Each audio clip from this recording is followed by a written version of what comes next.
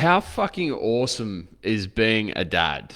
I don't think there is anything cooler in the world than being a dad, other than if you were a dog with two dicks, right? But seriously, like being a dad, it's seriously it's the coolest, most incredible, amazing thing. It's fucking brilliant, and that's why I titled tonight's live "Happier Than a Dog with Two Dicks." Right? I got told this expression by a client of ours, Mick Liston, awesome guy. We love having Mick on board. Probably be joining us on tonight. And he's like, mate, you look like you're happier than a dog with two dicks. And I had to get him to explain that one to me. It's like the reason why it's a dog with two dicks to be so happy is because he doesn't know which one to lick first, right? He's fucking stoked. And that's exactly how it is. It's like when you, as a lot of you guys know, like being a dad is the fucking coolest, most amazing thing. However, at the same time, I know that like while right now I'm loving it and it's awesome, if I was in a different headspace to where I am right now, it'd be super fucking frightening. I still remember when before our little Layla was born, I still remember like the anxiety coming up to it. You know, the anxiety around I delivered Layla, so like obviously I was there to catch it, so catch her, and you know the anxiety around that. What happens if I drop her? I had this massive fear, this constant pounding anxiety in my chest that I was going to drop my little girl, and it scared the fucking shit out of me. I had this anxiety like, am I going to be a good enough dad? Am I going to be calm? Am I going to get angry? I used to have a temper, like as I was growing up. I used to have a temper, and I used to lose my shit. And by the way, guys, if you had any fears or have any fears of being a dad, please comment them down here and share them, because I think this is something that really cool that we don't do enough of. I had this constant fear of like not being good enough, not being able to raise her the way that I want to, not being able to be confident with her and able to spend the appropriate amount of time with her. Not sure if I was able to be able to financially provide for her and give the sort of lifestyle that I want to give. It's like all these things were like weighing on me fucking massively, and it was a really, I guess you say, tough burden to bear. But then what was really cool is that as soon as the time came, it all shifted for me, because I made sure I was in a position where I wasn't stressed out, I wasn't anxious. A lot of you guys will know that I'm very prone to anxiety. So I had to work for that for a long fucking time to get on top of that anxiety and get on top of that stress. A lot of you guys will probably know that like my history with being, you know, a little bit bipolar, living on the extremes. Some days I'm super low, some days I used to be excessively high, and I had to manage that too. I had someone the other day say, "Oh, you can't beat bipolar, you can't stop it, you can't fix it." Fucking bullshit. Anxiety, depression, bipolar, all these sorts of things, you can beat it, right? Because there's a time when you're born when you are not unhealthy and you're not mentally ill, and therefore you can go back to being that again. Yes, it takes a lot of work, but we've had lots of guys who've been at the point of wanting to fucking kill themselves, and they're now fine, right? And I firmly believe that you can reverse all that sort of stuff.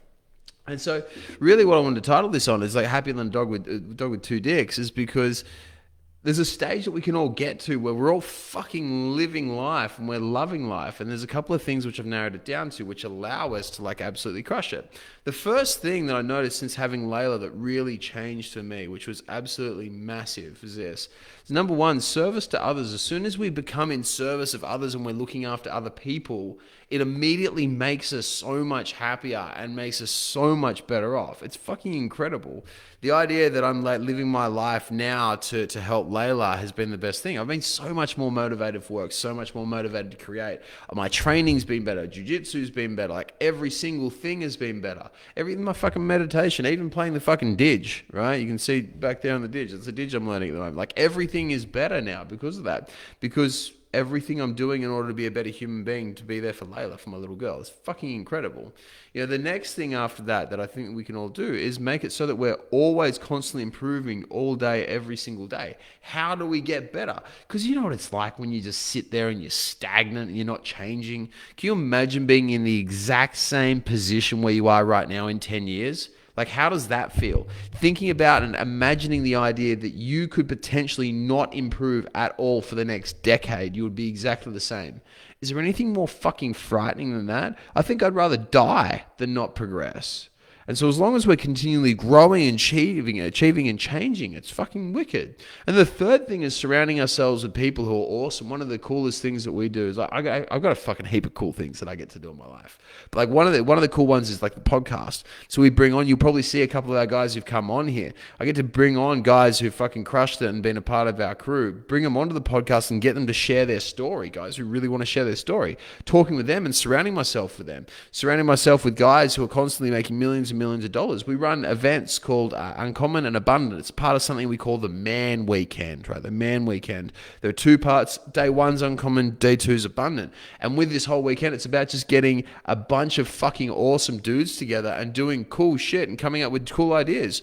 Day one of Uncommon is about where we get our guys to effectively... Have you ever felt like... This is how I describe it. Uncommon's like, you know that feeling where life is sometimes harder than what it feels like it should be? It feels like things are a little bit more difficult than what they can. It's like there's just friction which is holding you back. Uncommon's all about fucking that off, getting rid of that. And then day two on Abundant is like, okay, cool. Well, now that you've fucked that off, what happens if we plonk you in a room with 30 dudes who are all millionaires or multimillionaires and make it so that you're just surrounded and you're like pressurized with success all around you, and you just have this room of people who are fucking awesome and fucking incredible that are with you like all the time. You're talking with them, you're learning from them. We bring in all these awesome speakers. We talk about leadership, we discuss how to level up, how to be able to understand, communicate with other people. And then we bring in like people who are really fucking cool. Like last time we had Grant Merrill from Full Stack Property Investor, and Full Stack Business Owner. This time we got Matty Walrath coming in from the Wolf Den. He runs multiple projects. He's a fucking cool guy talking about crypto.